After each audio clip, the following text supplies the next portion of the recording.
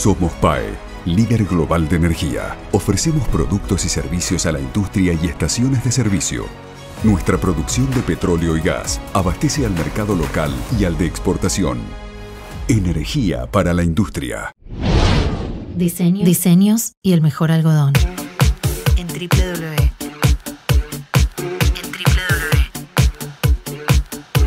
En www.doctorinc.com.ar. @Doctorinc Remeras. Doctorinc.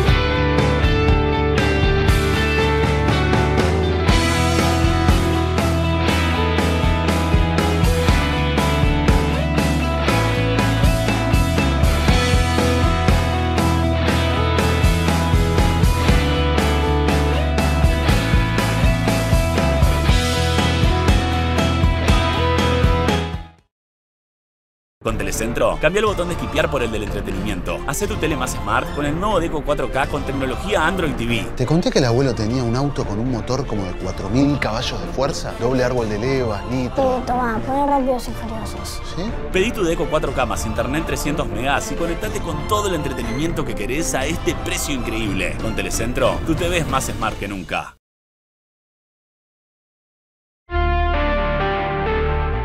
Ya comienza.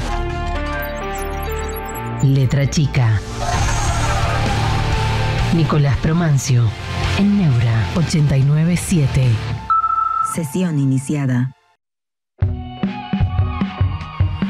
Buenas tardes a todos, bienvenidos nuevamente a Letra Chica. Discúlpenme por la voz, estoy nuevamente engripado, pero les agradezco a todos por estar del otro lado en este día viernes, feriado, en el que vamos a estar analizando de todo, pero de absolutamente todo lo que tenga que ver con geopolítica de la energía en sí misma, en qué consiste este quizá activo estratégico que muchos países tienen, del cual todos necesitamos y del que todos los países utilizan. Por eso me acompaña el día de hoy Guillermo Kutugian, a quien tengo a mi derecha. ¿Cómo estás, Guillermo? Hola, Nico, ¿cómo estás? ¿Todo bien? Gracias. No, la verdad que muy agradecido. La gente pide por vos siempre que hablamos de energía y demás. Dicen, el pelado que sabe de energía, quiero que vuelva a Neura. Y yo creo que se refieren a vos cuando hablan de eso. Posiblemente, sí. Posiblemente. Pelado y gordo es algo que me cae bien. Bueno, Guille, la verdad espectacular tenerte acá nuevamente porque hay un montón de temas para tratar respecto a la energía, ¿no? En este nuevo momento en el cual el mundo parece estar viendo con bastante ansiedad el tema del precio del petróleo, claro, viendo con bastante ansiedad estos pasos estratégicos por los cuales transita gran parte del comercio marítimo internacional, pero el comercio marítimo internacional está enormemente influenciado por el tráfico de recursos hidrocarburíferos, cuestiones que están totalmente ligadas a la energía. Ya nos vamos a meter en esto, Pero antes, Guille, quiero consultar para todos aquellos que se estuvieron conectando, que se estuvieron sumando a esta familia de Neura, esta familia de Letra Chica en las últimas semanas. ¿Qué es lo que haces vos? ¿A qué te dedicas? Bueno, si me das 2 minutitos, arranco un poquito con el background. Todo lo que necesites. Bueno, en principio yo soy economista. Estudié economía. Y luego sí me dediqué más a los temas dentro de la economía internacional, y ahí fue derivando a la cuestión de la política internacional o la geopolítica. Entonces hice, luego de estudiar economía en la UBA, una maestría en relaciones internacionales en la DITELA, y luego ya hice una serie de especializaciones sobre los temas que un poco hemos conversado aquí con vos antes y vamos a conversar ahora, relacionados a la energía y a la política internacional. Del lado de la energía comencé a trabajar incluso en la Secretaría de Energía como pasante antes de recibirme. Estuve varios años en la Secretaría de Energía nuestra, sobre todo primero en un grupo que hacía planificación energética, es decir, trataba de ver el sector a largo plazo, algo raro en la Argentina, que se vea un sector tan estratégico a 20 o 30 años, pero intentamos hacer eso. Me atrevo a decir que seguramente alguno de tus superiores con una función política cero pelota le daba al trabajo que hacía. Está bien. Sí. ¿Lo sentías a eso? Te voy a decir esto nomás. No el superior inmediato que teníamos. Era un tipo que le daba bastante atención a eso, pero más arriba fue muy complicado. Bueno, y después me dediqué más dentro de lo que es la Secretaría de Energía a la cuestión internacional, que era lo que yo venía estudiando en la maestría. Entonces ahí sí en un momento llegué a ser responsable de la Secretaría de Energía en temas internacionales. Entonces iba a foros internacionales donde Argentina está presente, como el G20, el Grupo de Energía, ¿no? La OLADE, que es la Organización Latinoamericana de Energía, el Grupo del Mercosur, y además andaba en reuniones bilaterales para representar a la Argentina en su agenda energética con otros países. Luego eso me llevó, después de varios años, me llevó a saltar a la OLADE, la Organización Latinoamericana de Energía, que tiene sede en Ecuador. Me fui a Ecuador a vivir unos años y ahí trabajé como director de integración y seguridad energética.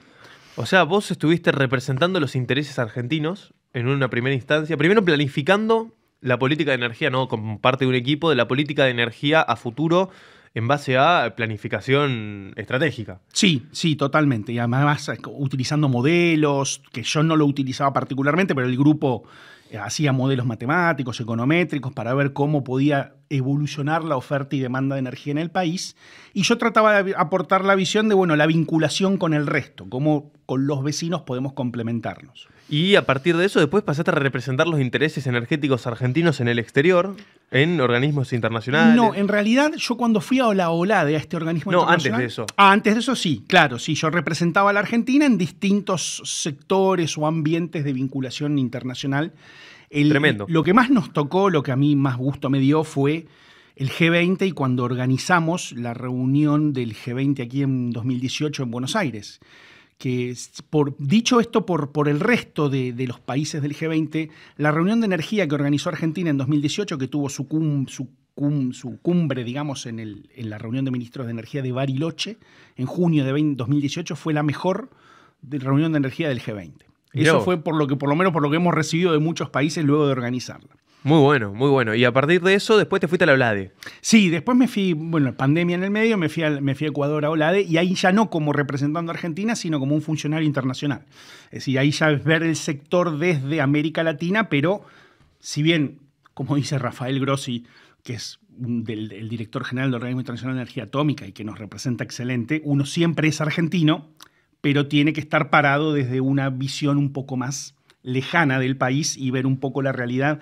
En el caso nuestro, el caso de OLADE, eran los 27 países miembros de la organización, que son prácticamente todos los países de América Latina y el Caribe. ¿Y cómo está el sector energético en América Latina? Bueno, ¿Qué ves vos ahí? Hay heterogeneidades, es decir, hay cuestiones, es decir, América Latina, viste, culturalmente es bastante homogénea. Políticamente, viste, a veces más deriva más a la derecha, más a la izquierda, a veces está un poco dividido. Ahora, en materia energética es bastante heterogénea. Es decir, una de las cosas que nosotros decíamos era no tratar a la región como un todo, porque muchas veces cuando uno está en cualquier otro lugar del mundo ve a la región como si fuera un todo. Y desde el punto de vista energético, yo te diría que hay 4 o 5 subdivisiones. Una cosa es la energía en el cono sur, otra cosa es en los países andinos, otra cosa es el Caribe, que tiene su propia problemática, y otra cosa es América Central. Entonces hay que tratar de diferenciar esas cuestiones. Y hay un animal suelto que se puede tratar tranquilamente como uno solo, que es Brasil. Claro, no, que obviamente por ese tamaño es absolutamente heterogéneo. No, y lo de Brasil es impresionante después de que encontraron semejante yacimiento petrolífero offshore hace no mucho. Brasil, pocas décadas. Cuando yo empezaba a trabajar los temas de energía, Brasil tenía un talón de Aquiles que era importador de energía, importador de petróleo, importador de gas, importador de combustibles. Hoy te diría que ya prácticamente está autobalanceándose y con serias posibilidades de ser exportador. Ya es un top 10 en materia de producción de petróleo, por ejemplo. Claro, es impresionante cómo pasó de producir 0 por no encontrar un yacimiento potable a encontrar esta cuenca offshore que encontró, que hoy hace que produzca más de 3 millones de barriles de petróleo por día. Exactamente, con las cuencas que están enfrente de la zona de Río de Janeiro y Santos, ¿viste? La vasija de Campos creo que se llama, y hay varios más campos ahí. Es impresionante eso porque como un país en 2 décadas de diferencia pasa de producir 0 a producir 3 millones, entre 3 y 3,4 millones de barriles, o 3.400.000 barriles de petróleo por día. Teniendo en cuenta, ¿no? Para tener una referencia, Argentina hoy produce 700.000 barriles de petróleo por día. Exacto. O sea, sí. Brasil está produciendo 4 o 5 veces más petróleo que la República Argentina por yacimientos offshore. Todo en yacimientos offshore. Sí, la gran mayoría de ellos es offshore. Y bueno, y ahí también uno tiene que decir por qué se les ocurrió, porque tiraron una caña de pescar y encontraron eso. No, porque hubo una política, yo te diría de 10, 15, 20 años de antigüedad de la empresa de ellos, Petrobras, de decir, bueno, queremos ver la posibilidad de reducir las importaciones que nosotros tenemos, lograr un autoabastecimiento. Entonces ya hace muchos años que Petrobras se ha encargado de hacer esas investigaciones para el día de hoy poder usufructuar ese petróleo que están obteniendo, ¿no? Hay que analizar esto que vos me decís de cómo la región... El tema del cual vamos a hablar hoy tiene más que ver con la geopolítica de la energía en Medio Oriente. Vamos a estar hablando un poco más de eso en términos un poco más técnicos de lo que lo veníamos haciendo en el programa. Pero me interesó esto de que tu experiencia en la OLADE y de la región. Me decís, Brasil se puede entender como un animal suelto. Sí. Por esta capacidad, porque es un monstruo, son 220 millones de habitantes o más de 220 millones de habitantes, es la economía más grande de Latinoamérica por lejos, Es verdaderamente un monstruo.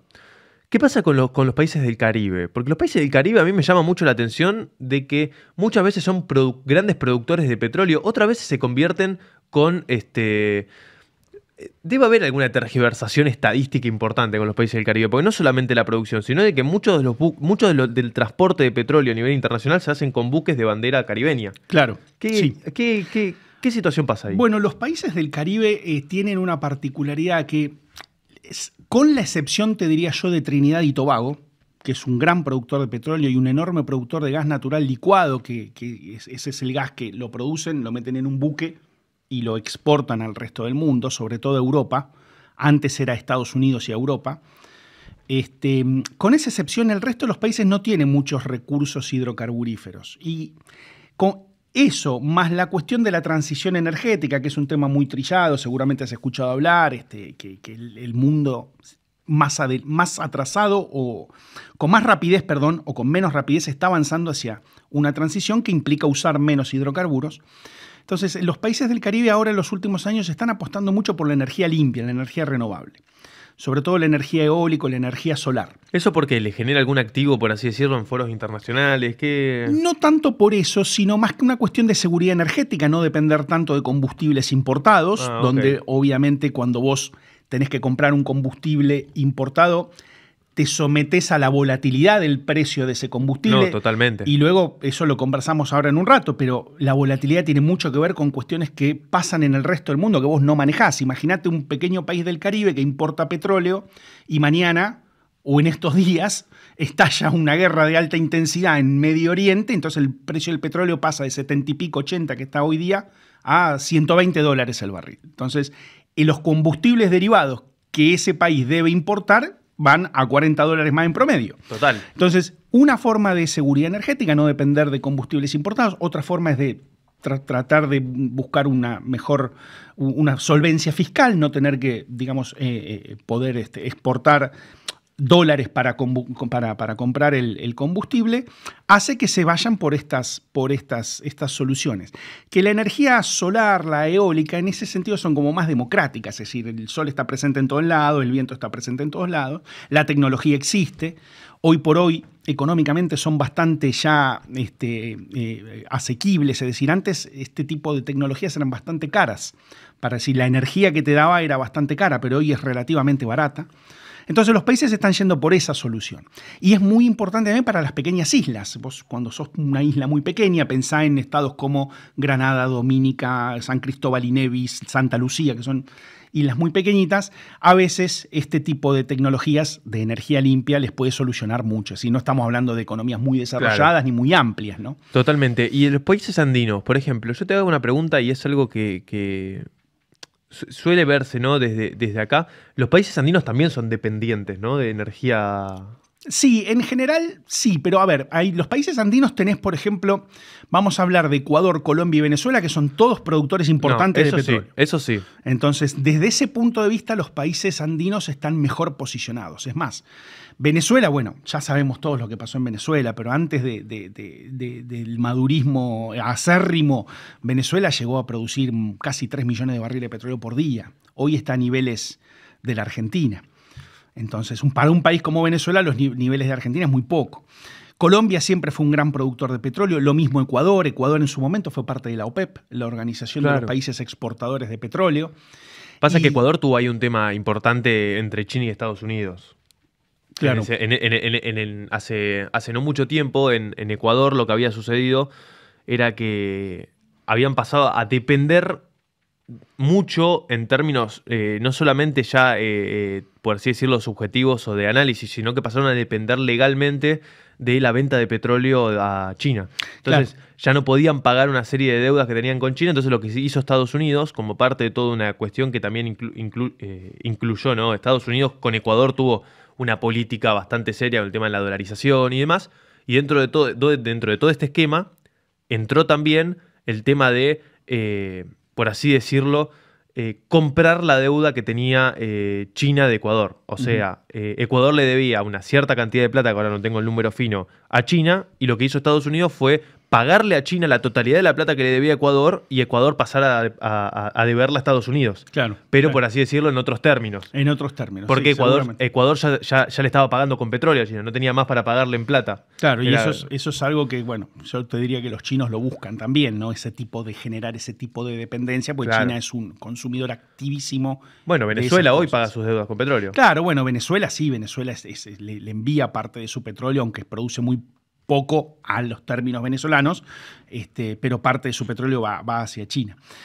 Colombia también es un país muy, muy intenso en el uso del carbón, cosa que en esta cuestión que decíamos antes de la transición energética, ir abandonando los hidrocarburos, los ambientalistas en Colombia están un poco, digamos, enojados con esa situación, pues es un país que todavía usa mucho carbón en su generación eléctrica. Ah, mira eso. Entonces, bueno, pero ya hay iniciativas de distintos bancos multilaterales y otros organismos de tratar de ir descarbonizando las matrices e ir hacia energía más limpia. Okay. Son países también con una fuerte dependencia de la energía hidroeléctrica. Ecuador y Venezuela, por ejemplo, te diría que más de la mitad de su electricidad es producida con energía hidroeléctrica. Entonces también depende mucho el nivel del embalse. Si los embalses son muy altos, tenés posibilidad de producir electricidad hidroeléctrica, pero si por cuestiones de cambio climático tenés menos agua, menos lluvia, se ven afectados esa generación. Por eso también buscan otro tipo de generación eléctrica que pueda complementar la hidroelectricidad. Y ahí entra lo solar, lo eólico, etcétera, etcétera.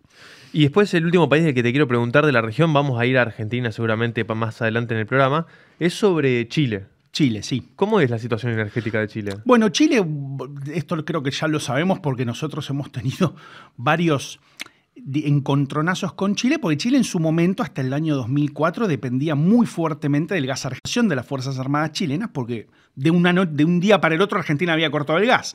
Y eso es una situación que uno puede entender como previa a un ataque militar. Eso está en las memorias de Lagos. Está en las memorias de Lagos, tal cual. Se volvieron a abrir las exportaciones de gas a Chile. El ministro de Energía en ese entonces, me acuerdo que era Javier Iguacel, yo estaba en la Secretaría de Energía, y se volvieron a abrir algunas exportaciones de gas a Chile. Y hoy por hoy yo te diría que con lo que el boom de Vaca Muerta, la limitación son los caños. Es decir, uno podría enviar más gas a Chile, pero el tema son los caños. No hay infraestructura suficiente ni en el gas Andes, que es en Mendoza, ni en el gas Pacífico, que está en Neuquén. Hablo de gasoductos que unen Argentina con Chile. Y además hay otros 3 gasoductos en la isla de Tierra del Fuego para gas austral, que va a una planta que ellos tienen de metanol de la empresa Metanex. Desde el punto de vista eléctrico, y te completo acá, Chile también depende mucho del hidro. En su momento dependía mucho del carbón, y Chile ha sido muy agresivo en hacer un phase-out de carbón, es decir, minimizar el carbón, y lo ha cambiado también por energía solar, donde tienen el recurso solar en el norte de Chile, como el norte argentino, como el sur peruano, es de los mejores del mundo, ¿no? Claro, no, totalmente. Che, muy interesante esto y lo vamos a seguir profundizando. El tema de la región seguramente va a surgir en base también a preguntas de la audiencia. Pero vamos a meternos ahora de lleno en Medio Oriente. ¿Preferís arrancar con la explicación o arrancar con algunas imágenes? Si querés, arranquemos con imágenes y que por ahí nos pueden llevar a los temas. Perfecto. Claro. Vamos pasando las imágenes, Jean, en orden. Porque lo que estamos viendo en pantalla en este momento son los destinos de exportación del petróleo iraní. Sí. Mensualmente entre el 2017 y el 2023. Sí, ¿por qué te traje esto, Nico? Porque bueno, estamos en un momentos muy complicados en Medio Oriente, donde todo el mundo está ahí esperando ver qué sucede entre Israel e Irán. Y claro, si tenemos un conflicto grave en Medio Oriente, que dicho sea de paso, es importante que los muchachos y las muchachas que nos escuchan lo sepan. En Medio Oriente tenés más o menos el 60% de las reservas mundiales de crudo. El 60%. 60%. De crudo. De crudo, de petróleo. Y en gas es el 40%. ¿Contando también el petróleo de esquisto? ¿El shale? Sí, pero vos sabés que en Medio Oriente no hay tantas prospecciones, no hay tantos estudios de que haya shale. No, porque no hace falta. No, Pues pinchar la claro, arena y sale porque- petróleo. ¿Para qué vas a exactamente, querer...? Exactamente. ¿Para qué querés romper la piedra si ya pinchando la arena sale el petróleo? Pero todo lo que se llama reserva probada o comprobada, el 60% está ahí. El shale muchas veces no se considera reserva, se considera recurso. Es un tema un poco más técnico. Ok, mira, por pero ejemplo, bueno no saberlo. lo podés extraer en el momento, entonces tal vez no se conserve. Pero de las reservas comprobadas, el 60% está ahí. Entonces es clave lo que pasa en esa región. Si un conflicto entre Israel o Irán, o entre Israel y Hezbollah, o entre Irán e Irak, como sucedió en los 80, lo que suceda, escala mucho, puede hacer saltar los precios del petróleo. En el caso de Irán, es un país que su economía prácticamente depende mucho del sector petrolero, un sector petrolero muy maduro, que ha recibido muy pocas inversiones en los últimos años, producto de todas las sanciones de Occidente y Estados Unidos. Y ahí lo que vemos es que además Irán se fue como siendo más monotemático en sus exportaciones de crudo en este caso, y pasó de clientes bastante diversificados. Se puede ver ahí, por ejemplo, en el 2017 exportaba su crudo a China, India, Corea del Sur, Europa, Turquía, Emiratos Árabes, Japón, etc. Ya en el 2023 sus clientes son sus países aliados, digamos. ¿Eso es por las sanciones? Es posible que sea parte por las sanciones y parte porque un cliente como China, muy, muy voraz de petróleo, le haya dicho de alguna manera, vendeme todo el petróleo a mí. Claro, yo te sostengo, pero... Exactamente, yo te sostengo, yo te puedo dar tecnología, te puedo dar financiamiento para tu sector, pero vos me das el crudo a mí. Mira vos. Entonces, fíjate cómo China pasó del 26% en 2017, después de la cuestión en Ucrania, se de dejar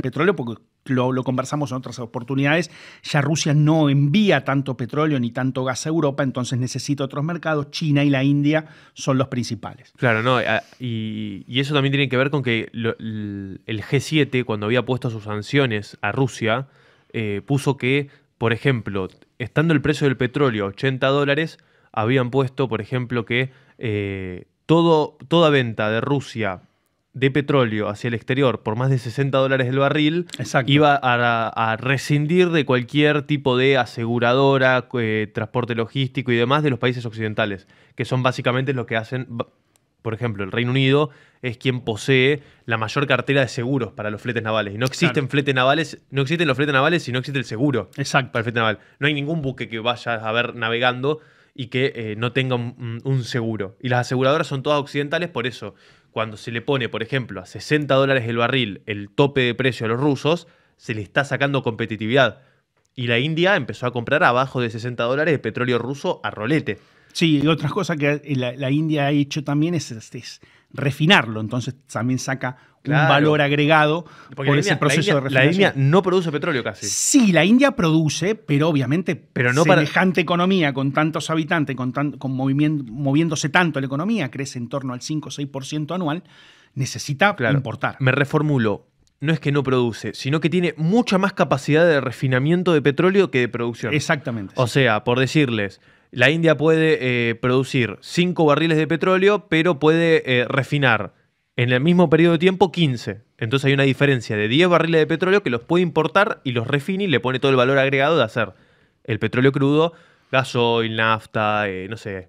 Y lo más no gracioso, pero lo más interesante de ver es que mucho de ese petróleo ruso refinado en la India después termina en Europa. Claro. Entonces, Eso es impresionante. esa tercerización es algo como que, bueno, todo el mundo hace oídos sordos, ojos ciegos, y dice, bueno, los europeos obviamente saben que están comprando un petróleo ruso refinado, pero la necesidad tiene cara de hereje, ¿no? Entonces, cuando lo necesitan... La necesidad tiene cara de hereje. Sí, sí. Es una buena frase. Sí, sí. Vamos a pasar a la siguiente imagen, a ver qué tenemos para mostrar. Bueno, esos son los movimientos, en este caso de gas natural licuado, y acá también tiene mucho que ver lo que está sucediendo en Medio Oriente, no solo en el estrecho de Hormuz, que es el estrecho que separa Irán de Emiratos Árabes, sino en el estrecho donde está Yemen, donde están los rebeldes hutíes bombardeando buques que pasan por el Mar Rojo. Entonces se puede ver cómo hay algunas rutas marítimas, por ejemplo, que pasan por el Canal de Suez y por el estrecho de Bab el-Mandeb, que es el que pasa entre Yemen y Djibouti, que ya no están siendo utilizadas. Van a ver ahí porcentajes de descenso del comercio de GNL por esos puntos, y se está usando la ruta de los navegantes portugueses del año 1500, la del Cabo de Buena Esperanza. Claro, por ejemplo, la vieja ruta colonial. Exactamente, antes de que existiera América, cuando los portugueses navegaban hacia China y hacia la India, circunnavegando el Cabo de Buena Esperanza en África del Sur. Fíjense, ahí hay una línea que creo que es de color verde que va desde los Estados Unidos hasta el Asia, y los envíos, por ejemplo, de gas natural licuado de Estados Unidos al Asia, que eso ya creo que lo conversamos, pero hoy Estados Unidos es un exportador de gas natural licuado, otro tema también muy interesante para conversar más en detalle, van hacia Asia y van por la ruta del Cabo de Buena Esperanza. Algunos sí van por el Pacífico, pero también lo que sucede por el Pacífico, que en el caso, por ejemplo, de la producción de GNL de Estados Unidos, ¿no?, que se concentra en el Golfo de México, para ir al Pacífico tenés que ir por el Canal de Panamá. Y el Canal de Panamá los últimos meses estuvo, no quiero decir cerrado, pero estuvo con el tráfico muy restringido, exacto, por el tema de que no había agua. Es así, por la sequía que está viviendo Panamá. Por la sequía, bueno, mirá cómo el cambio climático también, de alguna forma, afecta al comercio mundial. Y mirá lo estratégico que se vuelve el Estrecho de Magallanes. Y mirá lo estratégico que se vuelve el Estrecho de Magallanes o el Cabo de Hornos. Por algo los británicos, Canal de Beagle. Por algo los británicos están en Malvinas, ¿no? Esas cuestiones, viste, que uno después termina asociando por qué los británicos en el Atlántico Sur, no solo Malvinas, Tristán de Cunha, Santa Elena, etcétera, etcétera. El Atlántico Sur creo que tiene un futuro estratégico muy fuerte. Y luego hay rutas para seguir yendo a Medio Oriente, que son rutas también muy complejas, y veremos qué sucede ahora en el Estrecho de Hormuz con la situación de Irán, porque muchísimo petróleo, muchísimo gas sale por el Estrecho de Hormuz hacia el sudeste asiático, luego atraviesa el Estrecho de Malaca, en la zona de Indonesia, Singapur, para llegar hasta China, ¿no? Totalmente. Hoy, para ver hoy quiénes son consumidores de petróleo, tenés que ver... tenés que ver sí o sí cuál es el tamaño de la economía de esos países. Seguro, claro, sí, totalmente. Es decir, yo antes hablé de transición energética, y una de las cosas de la transición energética es desacoplar a las economías mundiales de los hidrocarburos. Pero hoy por hoy todavía es muy difícil. Yo creo que lo dije en una vez anterior que estuvimos, Nico, todavía la oferta mundial de energía es 82% hidrocarburos, es decir, petróleo, gas y carbón. Perfectamente nos tenemos que descarbonizar, tenemos que hacer los esfuerzos posibles de usar menos energía fósil, pero la realidad nos marca eso todavía. Por eso, fíjate, cuando sucedió la invasión de Rusia a Ucrania, ¿cuáles fueron los precios más sensibles de la economía en ese momento? El petróleo y el gas. 100%. Bueno, interesante este mapa. Interesante, estoy pensando, ¿no? A mí me encanta ver los mapas. Veo el mundo y se me reconfigura la cabeza 5 veces cada vez. Yo tenía un profesor de geografía que me decía, Nico, segundo año, 14 años tenía yo. El profesor de geografía decía, bueno, mi viejo también es geógrafo y siempre yo mamé mucho los mapas de chico, pero uno viendo el mapa un poco puede entender el mundo. Y creo que hay una frase de Napoleón Bonaparte que decía, la política de un Estado está en su geografía. Es decir, es absolutamente esencial conocer la geografía, si no es muy difícil entender, creo, algunas cosas. Me decías recién, me quedé pensando, el 82% de la oferta mundial de energía es de hidrocarburos. Sí. ¿La energía nuclear y las energías limpias cómo siguen en ese ranking? Bueno, estarían dentro de la parte no hidrocarburífera. Claro, del 18%. Exactamente. ¿Pero qué porcentaje sería? Más o menos 6 y 6%. 6 y 6. Sí, a nivel de oferta total de energía. Sí. Si hablamos de electricidad es un poco distinto. No, energía. Sí. Pará, vamos a hacer una pausa y vení acá con la imagen. ¿Cuál es la diferencia entre energía y electricidad? Bueno, la energía es todo lo que nosotros consumimos para cualquiera de nuestra actividad. La electricidad es lo mismo, pero lo vemos típicamente en las luces y todo lo que, por ejemplo, nuestros zapatos. Pero es un tipo de energía la electricidad. Claro, es una fuente secundaria de energía. Si hay fuentes primarias de energía que se extraen de la naturaleza. Gas natural, petróleo, carbón. Hay fuentes primarias que nos sirven para producir electricidad, que es una fuente secundaria. ¿Cuáles son esas fuentes primarias? La energía solar, es decir, el sol, los vientos, la energía eólica, la energía hidroeléctrica, es decir, la fuerza de los ríos nos permite que con una turbina en una central hidroeléctrica poder generar electricidad. Entonces, hay estas fuentes primarias nos ayudan a producir una fuente secundaria que es la electricidad.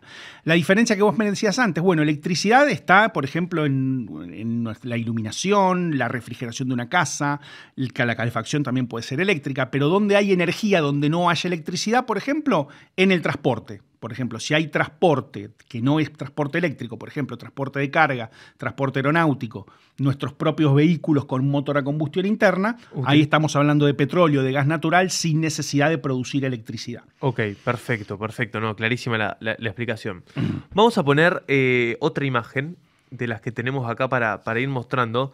Y tiene que ver esto, ¿no? Con este tema que estuvo tan candente en los últimos días de el ataque o el posible ataque a infraestructura petrolífera en territorio iraní y cómo podría afectar eso, ¿no? Todo lo que es al mundo. Claro. Bueno, ahí se ve bien, en este mapa podemos ver un poquito mejor el estrecho de Hormuz, que es ese estrecho ahí donde fíjate que Irán hace como una pancita hacia arriba, sí, y Emiratos Árabes tiene la puntita hacia arriba, que justo ahí muy cerquita está la ciudad de Dubái. Bueno, ese es un estrecho de unos 30 kilómetros, por donde pasa más o menos 26-27% de la producción total de petróleo del mundo. Uf, ¿cuánto? 26 a 27%. 27 de la producción, no del comercio, sino de la producción de petróleo. Claro, que se comercia. ¿Qué se comercia? Sí, sí, pasa el 26-27. Estamos hablando más o menos de la producción total estará...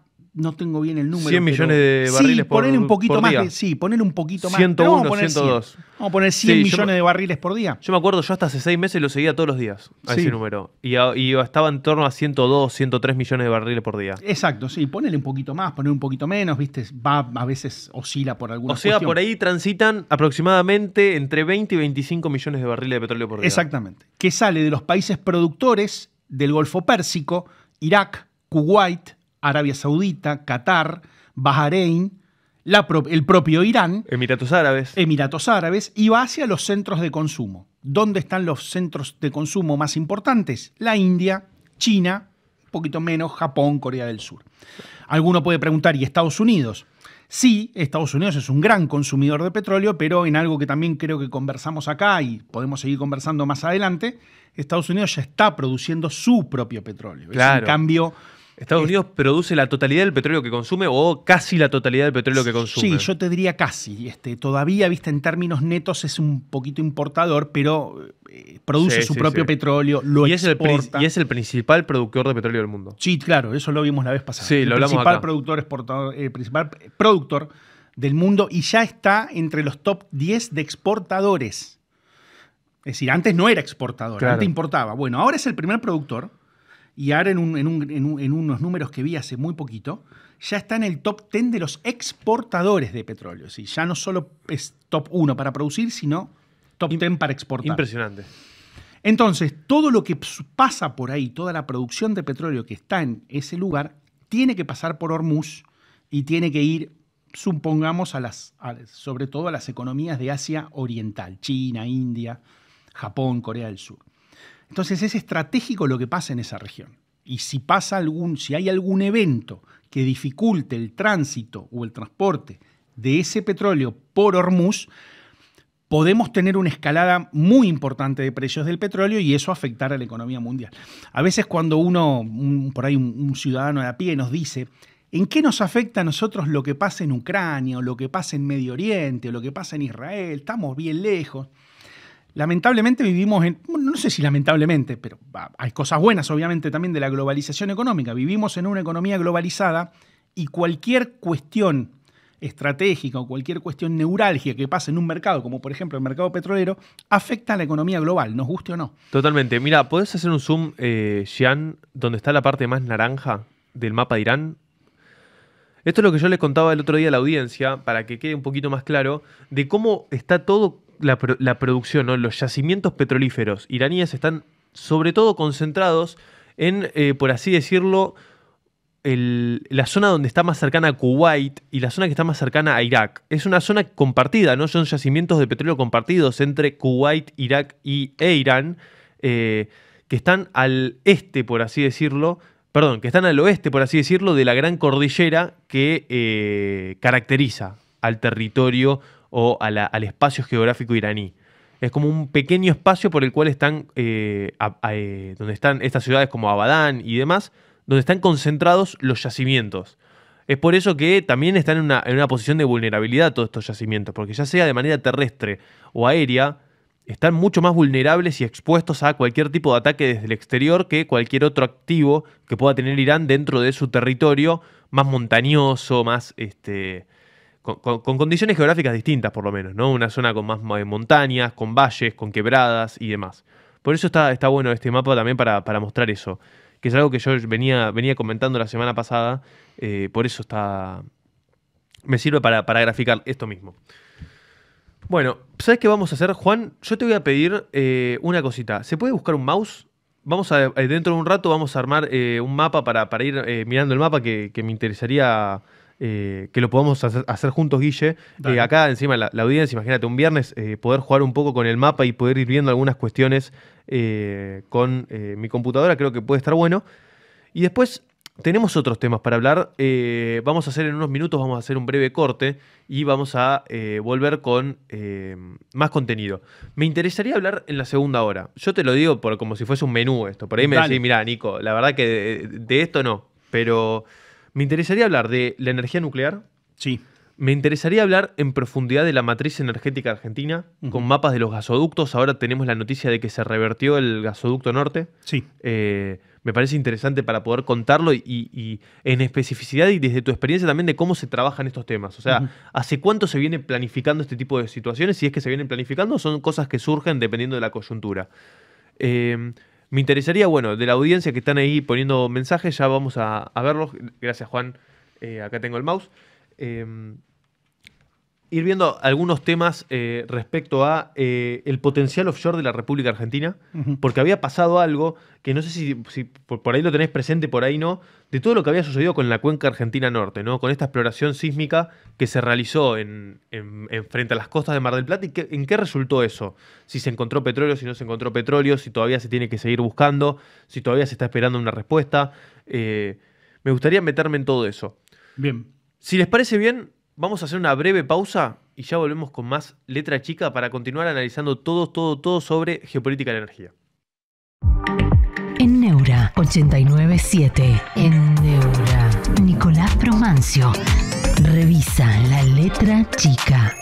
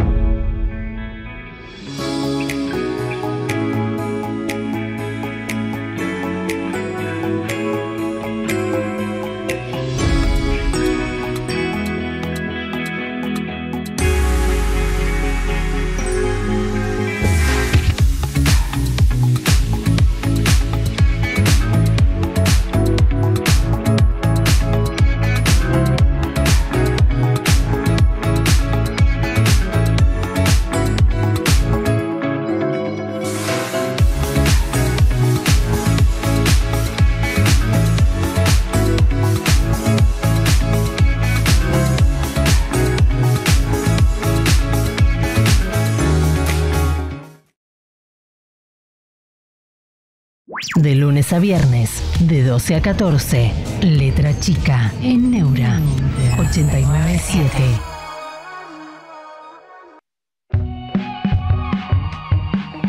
Seguimos con Letra Chica hasta las 14 horas y estamos hablando en el programa del día de hoy sobre energía. Estamos hablando principalmente de lo que está sucediendo en Medio Oriente. Ya nos vamos a meter en otros sectores que yo sé que son de amplio interés para todos ustedes, como es la energía nuclear. Vamos a hablar un poquito de Argentina también. Pero estoy aquí, bueno, con Guillermo, ya para los que se estén conectando recién ahora. Guillermo es especialista en geopolítica de la energía, tiene experiencia en el sector público y privado sobre la planificación estratégica respecto a la energía. Se me bugueó la computadora. Está totalmente. Se me empezó a poner la pantalla toda loca. Hablando de energía.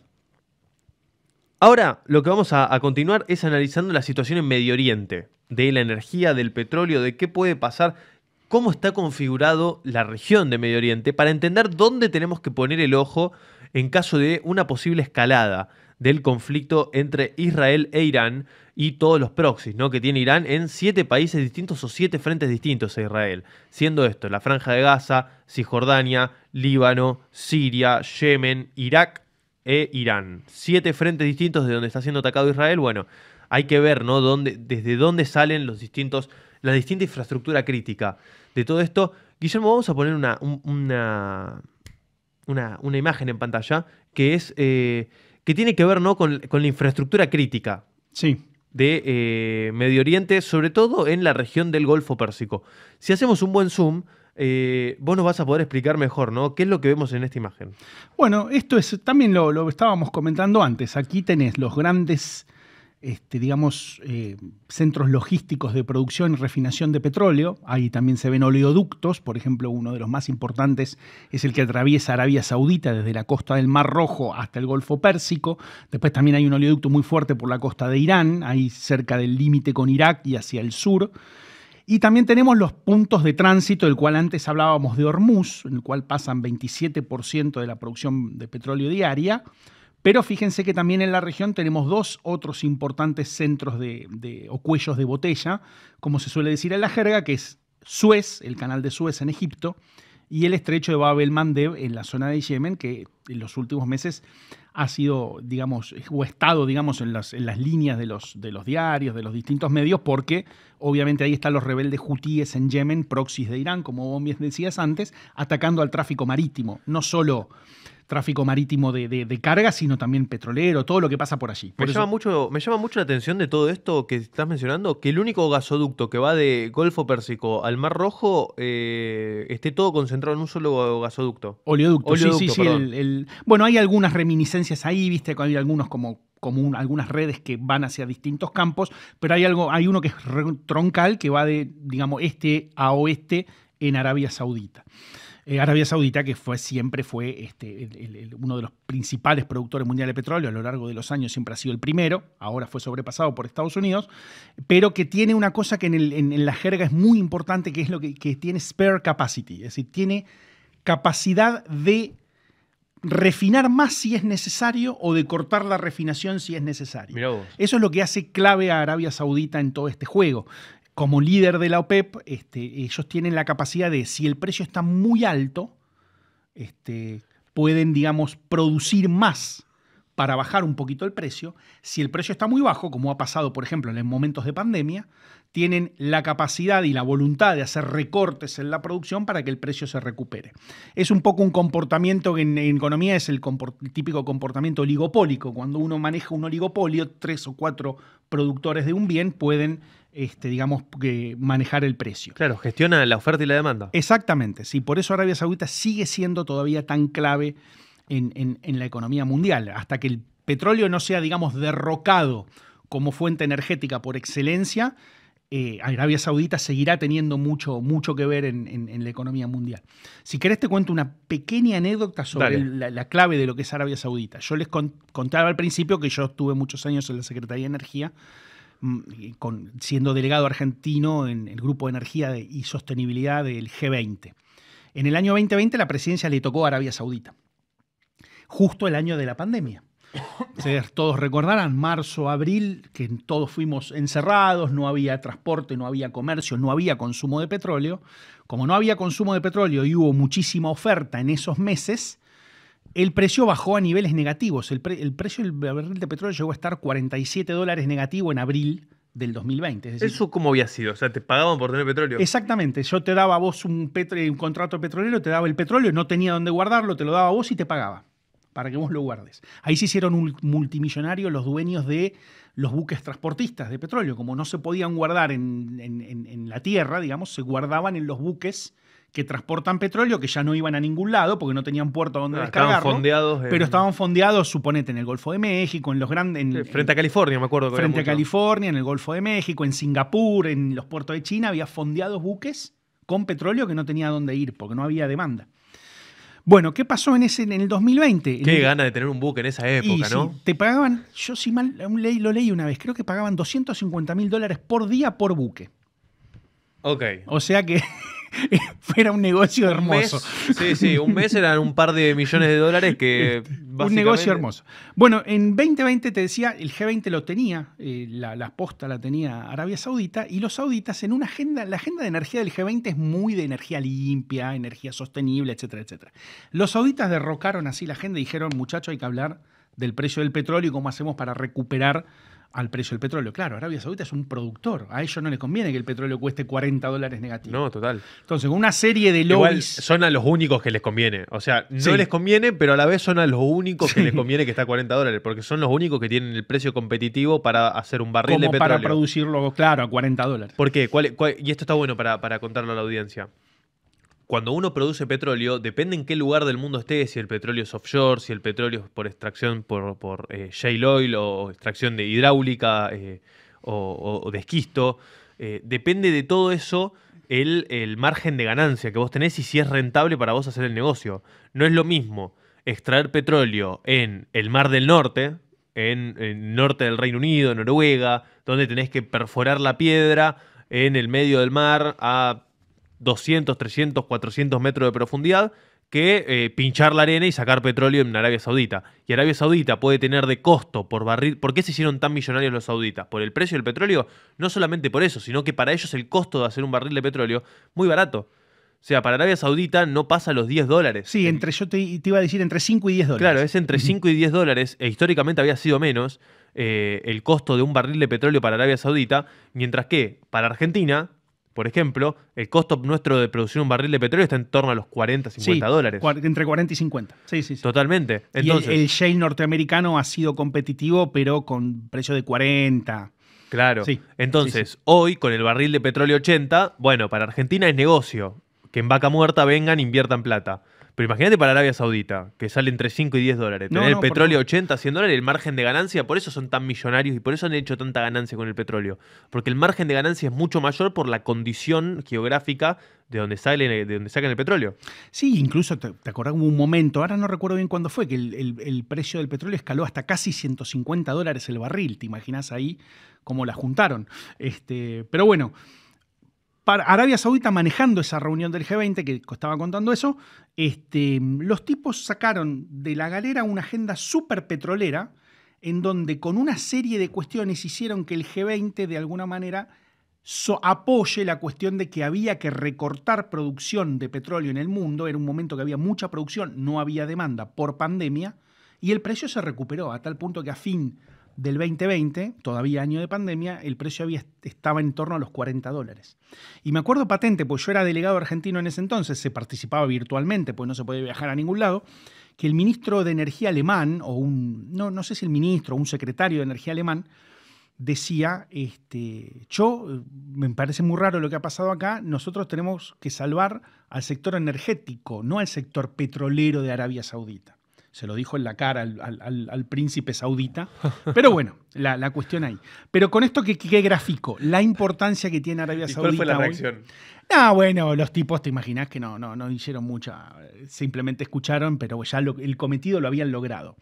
Era que de alguna manera el G20 reconozca la situación crítica del petróleo y y apoyase medidas para reducir la producción y aumentar el precio. Bueno, la empresa con mayor capitalización de mercado del mundo es Saudi Aramco. Saudi Aramco. La empresa petrolera más que Apple, más que Microsoft, más que Sí, Google. totalmente. Es que es empresa del Estado. Hace unos pocos años los tipos iban a iniciar un proceso de salida de parte de su paquete accionario. La verdad que no sé bien en qué quedó eso, pero una empresa completamente estatal del reino. La joyita de la corona. Sí, 100%. es una empresa del reino. Sí, 100% es la joya de la corona saudita porque es una empresa, imagínense el margen de ganancia. O sea, si es rentable una petrolera normal que tiene que extraer un barril de petróleo a 30, 40, 50 dólares, imagínate una que saca barriles a 5 dólares. Y es el segundo mayor productor con 11 palos de barriles de petróleo por día. Claro. 11 millones de barriles de petróleo por día produce Arabia Saudita. Es el 11% más o menos de la oferta y de la demanda mundial. Increíble. Otras cosas que vemos ahí, bueno, ya comentamos un poco lo de los estrechos, veo al Mandab, Suez, y claro, fíjate que una situación tan volátil como las que estamos viviendo en estos días, con posibilidad de escalar, de afectar al precio, hace también que el transporte de crudo por esa zona tiende a evitarse. Y ahí un poco, si bien no es exactamente lo mismo, porque lo que mostramos antes eran rutas de GNL, pero las rutas del Cabo de Buena Esperanza, incluso tal vez las rutas por el sur, por el Cabo de Hornos entre Argentina y Chile, son rutas marítimas que, dada esta situación, pueden volver a tener mucha relevancia a nivel global. La ruta del Ártico, eso también es importante decirlo. Hoy el Ártico es un océano 365 días navegable. Producto del cambio climático, la banquisa de hielo del norte se ha derretido y hoy uno puede navegar de un puerto europeo, como puede ser Hamburgo o Rotterdam, a un puerto chino o un puerto japonés por el Ártico, y reducir el costo de flete y reducir los días del flete de unos 30 a 35 días a unos 18 o 20 días. Claro, eso es tremendo. Eso es tremendo. Es más, después querés que nos metamos ahí? Tengo ahí algunas imágenes. Dale, si tenés imágenes, buenísimo. Sí, ahora después las vamos a buscar. A ver, vamos con la siguiente imagen ahora. Claro, esto es yo por ahí voy a tener un poquito más de herramienta de análisis a fin de este mes, que ahora voy a Estados Unidos, viste, a un par de reuniones donde un poco se va a hablar qué puede deparar las elecciones en Estados Unidos en materia de energía. Obviamente, todo el mundo está esperando las elecciones en Estados Unidos por diversas cuestiones. Para mí va a ser absolutamente clave lo que pase en las elecciones en estos procesos, por ejemplo, el tema de Ucrania, el tema de Israel, Irán. Lo que pase en Estados Unidos es clave, pero también creo que a los que estamos en el mundo de la energía es una elección que puede definir cómo puede ser la política energética estadounidense a futuro. Eso es lo que nos muestra, son como las distintas opiniones que tienen los electores, digamos, o los demócratas o los republicanos, no voy a decir electores, sobre algunos temas energéticos. Entonces, por ejemplo, ahí lo que podemos ver es que en general lo primero es los paneles solares, la energía solar, como hay un mayor apoyo del electorado demócrata que el electorado republicano. Me da risa lo termo que son los republicanos. Ah, bueno, sí. Los republicanos son los autores de la ¿Por qué estarías en contra de las turbinas eólicas? ¿Me entendés? Fíjate. Hay un 44% de republicanos que no creen. Claro, fíjate que en los primeros, que es energía limpia, solar y eólica, a pesar de que los republicanos lo aceptan menos que los demócratas, son números relativamente interesantes y favorables de aceptación, 64 y 56. El tema comienza un poquito más abajo, en los temas de hidrocarburos. Sí. En donde, por ejemplo... No, y los demócratas acá también, megatermos. Claro, los republicanos te dicen, yo acepto el petróleo y todos los derivados en un 73%, y los demócratas 26%, no aceptan nada. Los republicanos se mantienen entre el 56 y el 73%. Es como que están todos más o menos. Sí. Como que hay un 30%... Menos extremos. Hay un 30% de republicanos que no bancan nada. Claro. Hay un 30% de republicanos que quieren vivir de la... Pero fíjate cómo en este caso la leña. Los demócratas están más, si se permite el término, polarizados. Claro. Lo limpio lo aceptan a rajatabla, 91-88, y no aceptan cuestiones como la fractura hidráulica, que lo ha conducido a Estados Unidos a ser el primer productor mundial de petróleo. Esto a mí me parece raro, porque yo entiendo de que está bien, los demócratas por ahí tienen una agenda más verde, más sostenible, y obviamente la energía fósil la quieren erradicar lo antes posible. Pero también hay que ser conscientes de que muchos de los estados, muchas compañías petroleras en Estados Unidos han hecho muy buenos negocios produciendo con esa fractura hidráulica, la famosa fractura hidráulica para romper la roca del shale y para poder obtener hidrocarburos de ahí. Y en materia de carbón, que es el más complejo de todos los hidrocarburos, fíjate que los demócratas ni lo aceptan y los republicanos lo aceptan con una proporción un poquito más baja. Pero bueno, ahora yo voy a ir a Estados Unidos a una reunión donde un poco se va a hablar de esto, ¿no? De cómo serían los programas energéticos de los candidatos. Perfecto, perfecto. Todo esto lo vamos a poder desarrollar seguramente en noviembre, entonces. Sí, yo creo que en noviembre va a tener un poquito mejor de herramientas, pero esto está bueno como para ir viendo dónde está la opinión. Perfecto, perfecto. Después tenemos otros mapas para ir mostrando que nos sirven para nosotros de apoyo para que sea más intuitivo y también que los disparadores para ustedes sean más fáciles de entender. Vamos al siguiente mapa, Jean. Perfecto. Esto tiene que ver, sí, esto tiene que ver con los minerales. Sí, claro, porque hay una gran disputa, ¿no? Por los distintos minerales que se producen y se comercializan alrededor del mundo y de lo estratégico que son. ¿Qué es lo que explica este gráfico? Mira, esto es como un diagrama de... Creo que llaman diagramas de Venn. Ya ni me acuerdo cuando hice matemática en la facu. Pero son diagramas de Venn que nos muestran los distintos minerales y si son estratégicos para las tres grandes potencias. Por ahí falta agregar India, pero las tres grandes potencias. Estados Unidos, China y la Unión Europea. Donde se intersectan los tres conjuntos, son minerales estratégicos para las tres. Después hay intersección entre Estados Unidos y China.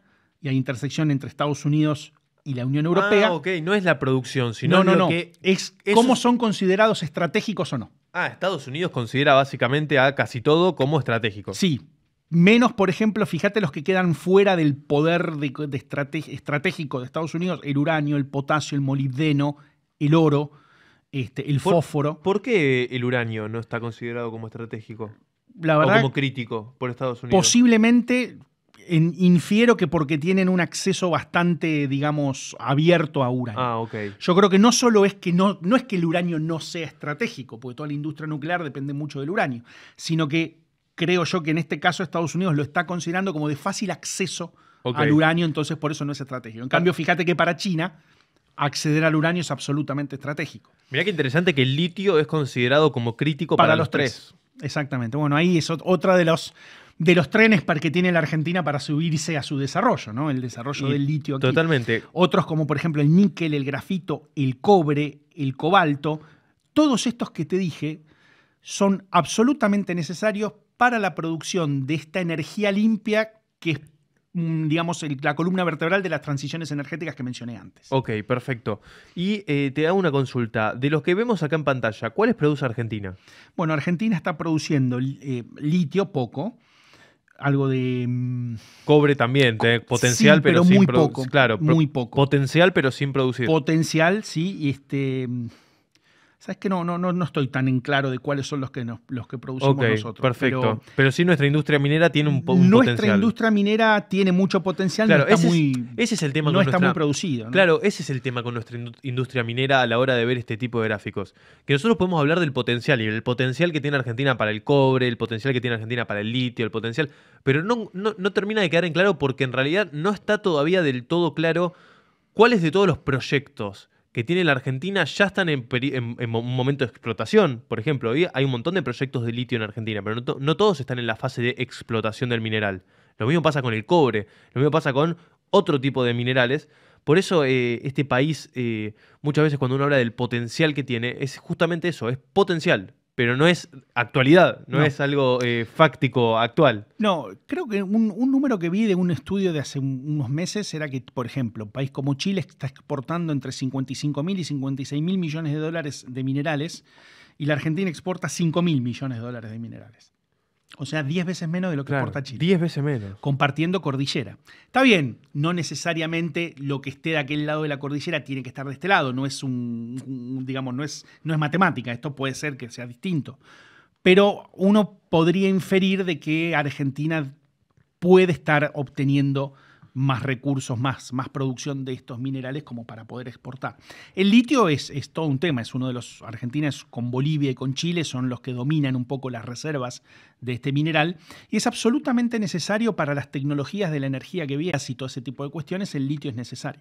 Por eso hace cosa de 2 meses estuvo acá la comisaria europea de la energía, es decir, la ministra de Energía de la Europea, un poco conversando con las autoridades argentinas de esto y de que de alguna forma Argentina sea un proveedor futuro de la Unión Europea de minerales críticos, de hidrógeno verde y también de gas natural licuado, ¿no? Que es otro punto donde Argentina está enfocando hoy los cañones. Totalmente, convertirse en algún proveedor estable, ¿no? En este momento donde la Unión Europea estableció a la seguridad energética como una cuestión de agenda fundamental. Siempre para los europeos fue fundamental la seguridad energética, pero en vistas a los acontecimientos en Ucrania, obviamente hoy no solo sigue siendo fundamental, sino que hoy Europa está muy dispuesta a buscar nuevos socios, porque el principal socio energético que ellos tenían, que era Rusia, se cayó.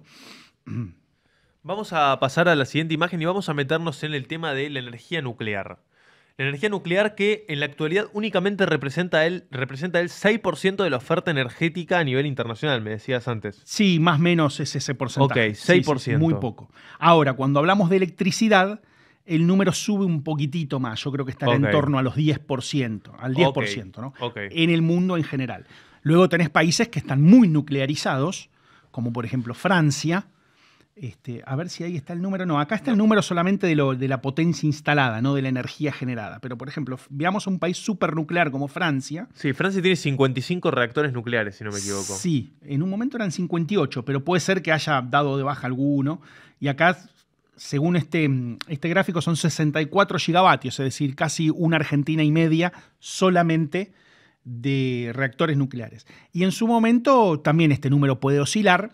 Casi un 75% de la energía eléctrica en Francia se producía con esto. Por energía nuclear, sí, no, es tal cual. Francia es un país que apostó a la energía nuclear en su momento y me parece que fue un éxito estratégico. Sí, totalmente. Lo que había pasado es que para que funcione la energía nuclear necesita caudales de agua para refrigerar las centrales nucleares y en un momento donde había habido sequía, que era justamente el año de la guerra en Ucrania, el primer año de la guerra que comenzó en 2022, se dio todo a la vez de que Rusia dejó de mandar gas a los países europeos y que Francia estaba en el medio de una sequía en ese verano de junio-julio del 2022. Lo que había generado de que Francia haga que todas sus plantas nucleares o gran parte entren en mantenimiento. Porque sin el agua para refrigerarlo no podés hacer andar fuerte el reactor nuclear, por así decirlo, se sobrecalienta. Entonces, me acuerdo que se había dado todo a la vez y después, bueno, terminaron cóctel saliendo. Explosivo fue. Sí, total. Bueno, Francia también lo que tiene, que eso también es algo que está cambiando y es un tema geopolítico, que vos ya creo que lo has analizado acá, creo que con Andrei o solo. Francia lo que tenía hasta ahora, vamos a ponerlo un poquito en signo de pregunta aquí a futuro, es muy fácil acceso al uranio, muy necesario para producir combustible nuclear, de países como Malí, Níger, todo el Sahel africano. Porque la antigua África occidental francesa, bueno, hoy ya sabemos que Francia no está tan fuerte en ese lugar, al contrario, en los últimos meses hubo muchos movimientos para salirse de la dominación económica francesa, entonces veremos qué pasa ahora con de dónde Francia obtiene, si sigue obteniendo de esos lugares o si tiene que ir a buscar uranio a otros lugares. Otra cosa muy interesante para ver acá, Nico, es el tema de China. China es un monstruo, tiene 58 gigavatios de potencia nuclear, casi igual que Francia, pero tiene planes para tener 118 gigavatios. Es un montón. Es una brutalidad y está construyendo al mismo tiempo 18 centrales nucleares, 18 reactores nucleares nuevos. Entonces, fíjate cómo acá, en el caso de los chinos, que ya lo hablamos en otro momento acá contigo, que son muy importadores de hidrocarburos, pero ellos también están buscando, por seguridad energética, poder tener un sector nuclear mucho más grande, que les dé mucha mayor producción de electricidad. No, China es un... Porque obviamente con los hidrocarburos solo no alcanza, necesitan más fuentes de energía y lo nuclear para ellos es estratégico, ¿no? No, China es un monstruo total. China es un monstruo total. Y después está en la siguiente imagen, para continuar con este tema, está el tema de España, ¿no? Qué curioso, sí, ¿no? Esto lo obtuve del tuit de un español que es operador, tiene un tuit que se llama Operador Nuclear. Él es operador. Gran cuenta de Twitter, para seguir. Ah, ¿no? ¿La seguís vos? Sí, claro, sí. Gran cuenta de Twitter. Es gran cuenta de Twitter, sí, yo lo sigo mucho.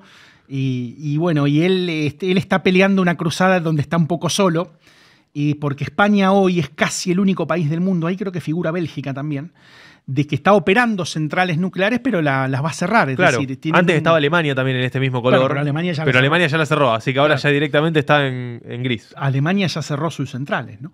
Entonces él está un poquito luchando. Tiene también una linda entrevista con Rafael Grossi, el director general del Organismo Internacional de Energía Atómica, donde ellos hablan un poco de el poder que hay que tener de educación y de convencimiento a la opinión pública en lo nuclear, porque hay mucha opinión pública muy reaccionaria a la energía nuclear, ¿no? Por la cuestión de Fukushima en Japón y por otros accidentes que hubo incluso en el pasado. Todo el mundo recuerda en 1986 la época soviética, el de Chernobyl. Pero luego estuvo el de Fukushima Daiichi en Japón en 2011. Pero bueno, hoy España se ha quedado un poquito sola en el sentido de que está operando reactores nucleares y tiene planes de cerrarlos al año 2027, es decir, dentro de 2 años nomás, no mucho tiempo.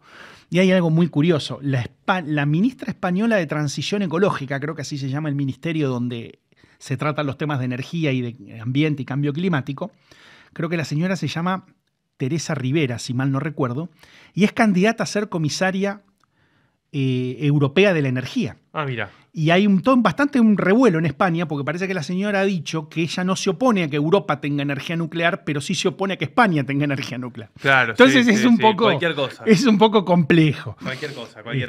Eso ya es pasa que lo que hace. No es propio de Argentina esto de lo que hace alguien por el cargo o por lo que hace alguien por la posición de poder, donde son camaleones de la política. Pero bueno, puede pasar. Aclarar, Nico, que el mapa Sí. muestra a los países que están produciendo electricidad nuclear. Esto no tiene nada que ver con armas, ¿eh? No, Esto tiene que totalmente. ver, esto es simplemente energía nuclear para uso civil. Y mirá en Sudamérica quiénes son los únicos 2 que tienen. Bueno, sí, América Latina es Argentina, Brasil y México, ¿no? Y México. Con operando reactores nucleares. Argentina, vos sabés que tiene firmado hacer una 4ª central nuclear, se ha hecho en la administración, creo que fue la de Cristina Kirchner, se firmó con China para tener un reactor de tecnología Hualong, que creo que es una copia china de un reactor americano, no recuerdo ahora si de Westinghouse. Yo no soy muy experto del tema nuclear, a mí me apasiona. No, pero más que todos nosotros no igual sé. sí, así que... Pero ahí por ahí alguno de los muchachos del sector nuclear me corrige bien. Creo que es una tecnología, un reactor americano adaptado con tecnología china, porque los chinos hacen mucho esto, con los aviones pasa lo mismo, ¿viste? Se copian, no sé si se copian, pero obtienen la licencia para producirlo ellos. Está firmada, digamos, la intención de hacer un 4º reactor, pero creo que no se ha avanzado por los temas financieros. Porque los reactores que hoy tiene Argentina son de tecnología canadiense y alemana. Claro, ¿o no? el Candú de embalse es canadiense y Atucha 1 y 2 son tecnología alemana, pero bueno, Alemania en su momento decidió no discontinuar su producción de energía nuclear, entonces ya no produjo más reactores. Además, cuando Atucha 2 se finalizó, allá por 2011, 2010, 2011, fueron técnicos argentinos los que terminaron de finalizar, porque ya no había apoyo del fabricante. Ay, esto de Argentina de pegarla con los proveedores. Che, impresionante esto. Y a ver, ¿qué tenemos para seguir, no? Para que yo me voy a aclarar la mente. Tenemos distintas cosas. ¿Qué preferís? ¿Que sigamos con el tema ártico? Pasé un montón de imágenes, están buenísimas. ¿O querés que hablemos un poco de la cuestión de los gasoductos acá en Argentina? Lo que quieras, si podemos tocar los 2 temas. Vamos a tocar los así, 2, dale. pero ¿con cuál querés arrancar? Dale con el Ártico, si querés. Vamos con lo del Ártico, entonces. Vale. Sigamos con las imágenes, Jean. Esto es parte de lo que vos estabas explicando hoy, ¿no? Claro. Sí, a ver, con esa ruta norte, como vemos ahí, Northern Sea Route, que está en rojo, creo, ¿no? Hoy el Ártico es totalmente navegable, entonces, esto tal vez un marino lo va a decir mejor que yo, pero me parece que la navegación desde puertos en China, en Japón, hacia puertos europeos, se reduce a unos 18 o 20 días de navegación. Claro, no, y la reducción del costo, de por así decirlo, de la amenaza, ¿no? Que puede llegar a consistir en una navegación que va por el Estrecho de Malaca, por la India, por Medio Oriente. Totalmente, fíjate el Cuerno que de África. Ahí el existing route tiene que pasar por Suez, tiene que pasar por Bab el Mandeb y tiene que pasar por Malaca. Depende de muchas cosas a la vez. Exactamente. Y además que es una ruta más larga, ahí tenés más costos de transacción, flete, los seguros que vos lo mencionabas antes. Es decir, una cosa es pasar por una ruta relativamente, nunca hay paz absoluta, porque ahí tenés que ver con Rusia, digamos, cuando vas hacia el norte, pero una cosa es pasar por la ruta norte, donde tenés a Rusia, y otra cosa es pasar por los otros lugares con tanta complejidad. Totalmente, totalmente. A ver, vamos a la siguiente imagen. que muestra, bueno, este es el espacio aéreo, la división del espacio aéreo actual no todas las cuestiones superpuestas que hay en el Ártico. Por ahí esta la podemos pasar, que no hace a la cuestión de la energía. Yo pasé todas, por ahí hay alguna que se me vaya a ver traspapelado. Vamos a la siguiente. No, vamos a la siguiente. Esta me interesa. Esta imagen, si le hacemos un buen zoom, ¿no? Porque no se va a ver nada, sino son las jurisdicciones marítimas y los límites del Ártico, ¿no? Para entender quiénes son los actores que están jugando en este juego tan complejo, donde no solamente son Rusia y Canadá, por así decirlo, los actores que juegan, sino que, como se ve ahí en pantalla, hay una cuestión enorme de conflictos, que no solamente esto que vos decís de, che, bueno, te tenés que ver los ojos con Rusia. Ujú. Acá en este mapa vemos, todo lo que es azul son las aguas internas. Después tenemos, del lado de Canadá, en amarillo, tenemos la zona económica exclusiva, Ujú. y después tenemos la potencial, como dice este mismo mapa, no estoy usando las mismas descripciones del mapa, la potencial plataforma continental, que está por debajo de lo que sería el Ártico. Entonces, hasta las 3:50 creo que es. claro. Ujú. Entonces, eso va a depender mucho de dónde esté el Ártico, ¿no? Y todo lo que se pueda entender del Ártico una vez que se derrita del todo. Porque ahora no es que se derritió del todo el Ártico, sino que se derritieron todas las costas que van alrededor de Groenlandia, Canadá y Rusia. Por lo cual se puede navegar, pero no se puede cruzar de un lado al otro de manera recta. Después tenés todo lo que tiene que ver con Dinamarca. Tenés a Islandia, tenés a Noruega, tenés a Rusia. Tenés una área especial entre Rusia y Noruega, que es la que está en marrón. Tenés la de Estados Unidos. Tenés la zona que está superpuesta entre Canadá y Estados Unidos, de zona económica exclusiva. Tenés la zona especial del este. Y después tenés todo lo que vendría a estar en blanco, que está unclaimed. Nadie lo toma como propio, por así decirlo. Nadie lo reclama como propio. Para entender, ¿no? También lo complejo de lo que está pasando allí en el Ártico. Si pasamos a la siguiente imagen, vamos a ver la presencia militar, también, que yo sé que es algo que les interesa mucho aquí a la audiencia. La presencia militar de Rusia, en este caso sobre el Ártico, la cantidad de bases navales, las bases aéreas que tienen sobre el Ártico, y también las bases, por así decirlo, de comando, que están sobre todo cerca de Finlandia. Muy complejo, ¿no? Porque se te distorsiona todo el mapa. Cuando uno está acostumbrado a ver a Rusia de un lado y a Estados Unidos del otro, cuando ve el mapa de esta manera, se da cuenta de que Rusia y Estados Unidos están enfrente. Son vecinos. Están totalmente enfrente. Sí, es así. Si vamos a la siguiente imagen que tiene que ver con esto, la carrera por la dominación del Ártico, le hacemos un buen zoom y vamos a ver justamente esto mismo, pero con algo de lo que vendría a ser los yacimientos de petróleo graficados en el mapa, ¿no? Los yacimientos de petróleo y de gas que están en Rusia y también que están en Alaska, en Canadá y todo lo que va en torno a esto. Porque no solamente sería una ruta comercial lo que se abre acá, sino que también se posibilita la producción, por así decirlo, un poco más factible, ¿no? De los recursos que hay en esta zona y sobre todo los recursos offshore que pueda llegar a haber frente a las costas de Rusia y Canadá. Yo no me imagino ahí el potencial que debe haber. Sí, no, el potencial es Porque recién ahora, o sea, ¿cuál es la situación? Recién ahora se está descongelando se está descongelando. De nuevo, hasta ahora lo que pasaba era que durante una parte del año todo el Ártico estaba congelado y durante una parte del año, el verano, estaba únicamente el núcleo del Ártico congelado. Entonces, en invierno no podías transitar marítimamente desde, por ejemplo, Noruega hasta Rusia por el Ártico, sino que tenías que dar toda la vuelta si querías llegar, por ejemplo, hasta el Pacífico. ¿Cuál es la situación ahora? Todas las costas que están, todas las aguas que son costeras a los espacios continentales están descongeladas los 365 días del año. ¿Eso qué es lo que significa? Que, por ejemplo, todo lo que se pueda llegar a haber investigado y todo lo que se vaya a investigar a partir de ahora de plataformas de gas y de petróleo offshore, todo lo que sea el desarrollo de infraestructura portuaria, todo lo que tenga que ver con rutas marítimas permanentes los 365 días del año se va a empezar a desarrollar ahora. Entonces, como ven, por así decirlo, si hacemos más zoom, las gotitas, que sería la representación de donde hay alguna reserva de petróleo o de gas o alguna cuenca donde haya petróleo o gas, también están arriba del agua. ¿Eso qué significa? Que ahora se va a poder, por así decirlo, explorar o explotar los 365 días del año en caso de establecerse una infraestructura allí. Lo que te abre un panorama muy complejo que hasta ahora no había estado posibilitado justamente por esta cuestión de que se congelaba todos los inviernos. Interesante, ¿no? Cómo... Sí.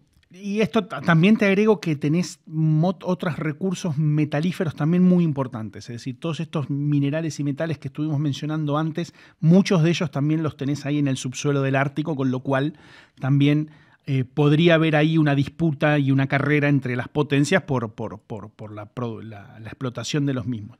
Además, yo ahora pensando un poquito más estratégico, tenemos un poco que ver qué pasa aquí en el Ártico, porque esto puede sucedernos a nosotros en los años venideros con el Antártico. Totalmente. Totalmente. Donde tenemos que estar muy en claros en esa situación, ¿no? Vamos a pasar ahora, cerrando este tema, este paréntesis que hablamos del Ártico, que surgió, ¿no?, a partir de esto que salió en la conversación. Vamos a pasar al mapa que tengo en pantalla. No sé si ya lo tienen ahí conectado. Ahí va, perfecto. Este mapa es un mapa interactivo de Enargás, donde podemos ver, mientras más ampliamos con más detalle, donde podemos ver todos los gasoductos que tiene, troncales, que tiene la República Argentina, y cómo todo comienza, por así decirlo, en Vaca Muerta. Sí. Todo comienza en esta región de Vaca Muerta, en la zona de Neuquén, y cómo se va expandiendo, ¿no?, la red de gasoductos a lo largo del país, incluyendo esto que es el gasoducto norte. ¿Por dónde te gustaría arrancar? Si querés, podemos empezar por el gasoducto norte, porque estos días ha salido la noticia de que se ha terminado con el proceso de reversión. Y hoy Argentina, en este caso, está en condiciones de enviar gas del sur hacia el norte. Cosa que eso no era posible hasta hace muy poco tiempo atrás. El gasoducto norte que estamos viendo ahí era un gasoducto que venía desde Bolivia, claro, hacia la Argentina, y siempre se concibió para importaciones de gas boliviano a la Argentina. Claro, a través de este gasoducto, si mal no recuerdo, Integración Juana Azurduy. Sí, exactamente. Es el Juana Azurduy. Entonces, el Juana Azurduy es el que conecta con Bolivia, con las provincias de Tarija, Santa Cruz de la Sierra, las provincias de Bolivia que tienen gas, o que tenían gas, porque también ahora voy sobre eso, y venía gas boliviano por el gasoducto del norte hacia los grandes centros de consumo. La primera gran ciudad ahí es Córdoba, y luego se unía en la zona de San Jerónimo, que es en la provincia de Santa Fe, entraba en lo que era el mallado de Buenos Aires. ¿Qué pasó también ahí? Vemos más para el lado de Santa Fe, Chaco, Formosa, el gasoducto del noreste argentino, que fue un gasoducto también concebido a principios de este siglo, el GENEA, para también traer gas boliviano a esas provincias que tradicionalmente nunca tuvieron gas natural. Es decir, y todavía hoy la gran mayoría no las tiene. Es decir, el norte de Santa Fe, Chaco, Formosa, Corrientes, Misiones, no tienen gas natural.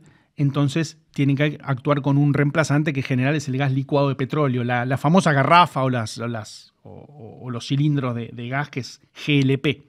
Entonces la idea era traer gas boliviano por el GENEA. El GENEA sufrió innumerables atrasos y creo que en el momento que ya que prácticamente está listo, Bolivia se queda sin la posibilidad de exportar gas, porque eso sucedió en Bolivia. Es decir, nosotros tuvimos un contrato para comprarle gas boliviano entre YPFB, Yacimientos Petrolíferos Bolivianos, y Enarsa, la Empresa Nacional de Energía Argentina, creada ya por 2002, 2003 creo, un contrato que era del año 2006 a 2026 para abastecernos de gas boliviano. Bueno, la noticia es que desde octubre, desde este mes, creo que ya Argentina no compra más gas natural boliviano, entonces el contrato se termina 2 años antes. Y además se revertió la orientación. Se revierte el gasoducto, porque ¿qué pasa? ¿Qué pasa con las provincias del noroeste que recibían el gas boliviano? Bueno, ahora con la reversión del gasoducto norte, que es el que vemos ahí, pueden recibir gas de Vaca Muerta. Claro, entonces antes, para los que están viendo la pantalla y también para los que están escuchando en la radio, los explico. Antes el gas que Argentina durante 20 años se había comprometido a comprar de Bolivia, bajaba por un gasoducto desde Bolivia hacia la zona de Córdoba y Buenos Aires. Entonces esto era para abastecer toda la demanda de gas de provincias como Jujuy, Salta, Tucumán, Catamarca, Santiago del Estero, Córdoba y demás. Ahora, ¿qué es lo que se hizo a raíz de que Bolivia no tiene más gas? Bueno, se revertió en la orientación del gasoducto norte. O sea, de ahora en adelante, el gas va a salir desde Vaca Muerta o desde el sur del país hacia la ciudad de San Jerónimo, en Santa Fe, cerca de Rosario, y a partir de ahí ese gas va a llegar al norte del país, pero va a ser gas argentino, que por así decirlo cambió su curso. Antes venía del norte a sur y ahora va a venir de sur a norte. Exactamente, eso es así. Es más, si Vaca Muerta funciona bien y empieza a producir cada vez más gas y tenemos la posibilidad de exportar gas como se está previendo tanto las autoridades como las empresas, YPF y otras empresas más que están buscando poder exportar gas, serviría también ese gasoducto norte para poder enviar gas argentino a Bolivia. Claro. Y desde Bolivia enganchar con la infraestructura que hoy tiene Bolivia con Brasil, que hay un gran gasoducto que se llama Gasbol, que une la zona del este de Bolivia con el estado de San Pablo. Entonces, incluso gas argentino de Vaca Muerta, usando el gasoducto norte y usando a Bolivia, pudiese ir también hasta Brasil. Eso es más complejo porque a mi criterio requiere un tratado internacional entre 3 países, entonces las cuestiones son más complejas. No es que a Brasil ahora no se le envíe gas, a Brasil se le envía gas por el gasoducto de Uruguayana, que si te vas, Nico, a la provincia de Entre Ríos... Sí. Perdón, me quedé mirando del AMBA. No, ahora si querés vemos acá. el AMBA. Pero si te vas a la provincia de Entre Ríos, fíjate que ahí tenés un gasoducto que es un gasoducto de exportación que se llama Uruguayana... Sí. Es imagino sí, que es este. Es ese, sí. Ahí fíjate si haces un zoom que tiene el nombre completo, me parece. Sí. Ahí está. Gasoducto Uruguayana, Aldea Brasilera, Río Uruguay. Claro. Entonces, con eso se estuvo exportando gas a Brasil, sobre todo para que Brasil utilice ese gas en una central térmica que tienen ahí en la frontera, para que con esa central térmica puedan generar electricidad. Entonces, esa sería una futura o una ruta hacia Brasil. La otra puede ser la ruta de Bolivia que mencioné recién, y la otra ruta puede ser si se concreta el proyecto de Argentina GNL, que está llevando adelante YPF con otras compañías para poder exportar GNL.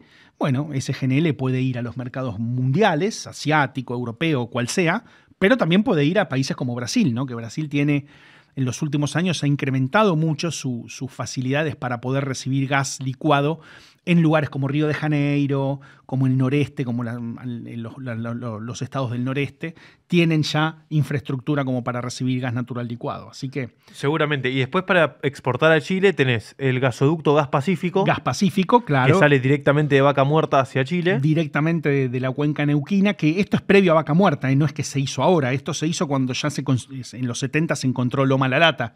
Entonces ahí ya se hizo el gasoducto Pacífico. El Gas Andes, ahí en Mendoza, vemos también. Y después acá en el norte. Después tenés en el norte 2 gasoductos, Norandino y Gas Atacama. Que acá esto es un ejemplo interesante de cómo a veces, ¿viste? Uno tiende a pensar que los privados hacen todo bien. Y hay por ahí una pequeña falta de coordinación entre privados. La hicieron 2 empresas distintas para poder exportar gas argentino a Chile. ¿Por el mismo lugar? Claro, prácticamente por el mismo lugar. Creo que entra por el mismo lugar. Sí, creo que hubo una falta de coordinación porque ¿qué pasó? Cuando Argentina se quedó sin gas, los 2 gasoductos esos quedaron inoperativos. Yo hoy no sé si se están usando, realmente desconozco. Creo que en un momento se pensó usarlos al revés para poder traer gas natural licuado chileno. ¿Te acordás que yo antes mencioné que pero hay un papelón. un puerto en Mejillones? Pero eso es un papelón. Pero se hizo, Nico. Sí, me imagino. Nosotros... creo que fue el 2016-17, por necesidades pero por necesidad, puntuales, sí, obvio. Trajimos gas chileno, que no era gas chileno, era gas, suponete, de Australia o de Indonesia Malasia, o de Malasia, que los chilenos regasificaron y los metieron en esos ductos para recibir a la Argentina. Después en el Tierra del Fuego tenés más gasoductos, creo que son 3, que están en la isla de Tierra del Fuego. Sí, Troncales hay uno solo. Claro, Troncales es ese solo, el San Martín, pero vas a ver, no sé si lo muestra el mapa, hay 2 o 3 que unen Tierra del Fuego con la planta de Metanex que produce metanol en Chile. No sé si lo muestra, ¿verdad? No sé si es Troncal. No, Troncal no es. Entonces pero no lo va a mostrar. Tenés una vinculación en Tierra del Fuego con 3 gasoductos. Perfecto. ¿Y hoy cuál sería el proyecto que vos decís es necesario para asegurar, potenciar, darle una fuerza a la red de gasoductos argentinos? Bueno, ya vimos el Néstor Kirchner, ¿no? Sí, este es el Néstor Kirchner. Que no sé si lo cambiarán de nombre, pero está el Néstor Kirchner en la primera trama hasta Saliqueló.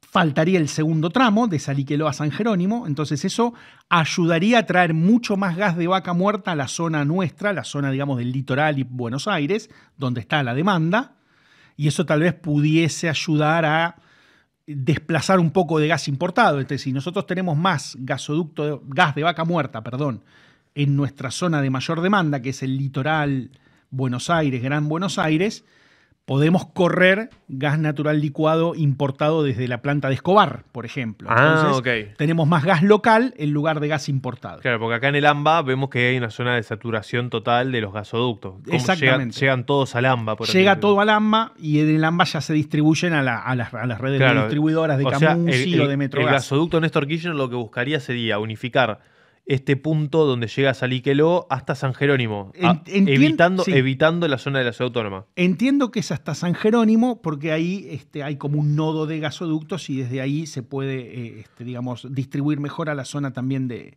no solo del litoral, sino del AMBA. Y después también... Una vez fui en bicicleta hasta San Jerónimo, yo soy de Rosario, claro. Sí, sí. Con mi viejo. Mi viejo salía a andar mucho en bicicleta sale a andar mucho en bicicleta y fui con él hasta... ¿Cuántos kilómetros son de Rosario? Y no sé, ese día hicimos como 50, me parece. Un día, ¿sabés dónde tenés que ir un día también? Que no sé si la gente tiene muy en claro. A 15 kilómetros de Rosario hay una localidad que se llama Pérez.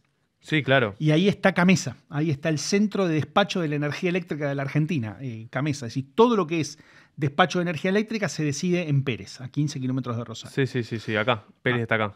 Claro, así que los rosarinos son Zavalla, acá está la UNR, acá está la sede de agronomía de la UNR, en Zavalla.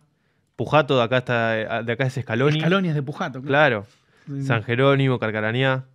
No, sí, esta zona. Así que los rosarinos son clave en la energía mundial, en la energía nacional, porque tenés Pérez y San Jerónimo cerquita. No, lo otro que te quería decir, Nico, es si finalmente se hace la Argentina GNL, que siempre el CEO de YPF se habla siempre de 2030, 2031, estar exportando GNL por, supongo que Río Negro, Punta Colorada, después la provincia de Buenos Aires sigue manteniendo, o ellos hablan del proyecto de Bahía Blanca, no me quiero meter en eso, no importa, pero por donde se exporte GNL en la Argentina. ¿Punta Colorada es por acá o no? Sí, en Río Negro, es por ahí Punta Colorada, al norte de la península de Valdés. Pero hace falta mucho más infraestructura gasífera ahí también, es decir, no solo es construir el puerto para poner el buque regasificador o el buque transportista, sino que hay que construir más gasoductos que lleven el gas desde Vaca Muerta hasta esa zona. Claro, totalmente. Habría que, troncal, por así decirlo, habría que traer algún ramal que venga directamente... No, pero claro, necesitas traer más gasoductos desde Neuquén hasta el puerto y pasando por el gasoducto troncal San Martín, pero el San Martín es el que trae el gas de la cuenca austral. Claro, sí, va para el otro lado. Claro, ese va hacia Buenos Aires. Por ahí se puede obtener algo de gas de la cuenca austral. La cuenca austral es una cuenca también importante. Hoy ya un poco todo el mundo habla de Vaca Muerta, queda eclipsada, pero la cuenca austral es una cuenca más bien gasífera y se produce mucho gas ahí en la isla de Tierra del Fuego, en el sur de Santa Cruz, que llega hasta Buenos Aires, ¿no? Por el gasoducto San Martín que ahí tenemos. Pero va a ser necesario mucho más infraestructura, ya no solo el puerto, sino más ductos para poder sacar GNL por ahí. Guille, nos quedamos sin tiempo. Bueno. Te agradezco mucho por venir hoy. Extremadamente interesante. Hoy hablamos de todo. Hoy sí paneamos de todo. Y sin adentrarnos tanto en, por así decirlo, cuestiones que tienen que ver con geopolítica de Occidente, que por ahí es lo que veníamos hablando últimamente. Más de Estados Unidos, de Rusia, de China. Hablamos ahora de Medio Oriente, hablamos un poco más de la región, hablamos un poco más de Argentina. Muy interesante. Sí, interesante. No, por favor, Nico, siempre para mí es un placer, así que... y a tu vuelta a Estados Unidos... Cuando ustedes quieran... No, y a tu vuelta a Estados Unidos, después de las elecciones de Estados Unidos, que es un tema que no tocamos hoy, cómo podría reaccionar el mercado energético a los distintos resultados de las elecciones, pero lo podemos hablar después de las elecciones. Dale. A ver cómo reaccionaron y qué puede llegar a pasar respecto a eso y qué política energética van a tomar el candidato que haya ganado. Sí, dale. Yo justamente tengo que ir para una reunión en un instituto que está en California, se llama el Instituto de las Américas, que es especializado en estos temas, y justamente va a haber charlas sobre eso, ¿no? Yo creo que va a haber incluso participantes de ambos partidos donde van a estar diciendo qué es lo que van a hacer ellos en Energía. Listo, perfecto. Bueno, tomamos nota de eso y lo podés venir a contar a Neura cuando gustes. La verdad, tenés las puertas totalmente abiertas para venir cuando quieras. Muchísimas gracias. Te agradezco mucho por venir. Gracias a ustedes que están del otro lado. Discúlpenme porque estoy medio engripado. Todavía tengo... Sí, la verdad que sí. Pero bueno, ya ahora vamos a descansar un poquito el fin de semana. Les agradezco a todos los que están del otro lado en todos nuestros medios. Por seguirnos, por escucharnos, por bancarnos, por compartir esto, por darle me gusta a toda la gente que está en Facebook, en Kik, en Twitch, en YouTube, en Twitter, en la 89.7 en Buenos Aires y en la 96.9 en Córdoba, que nos escuchan un montón por ahí. Les agradezco un montón y nos vemos el día lunes a las 12. Esto fue Letra Chica. Chau. Nicolás Promancio, Letra Chica, en Neura. Fin de programa. Ya llega Posnormalidad con Miguel Buñaski.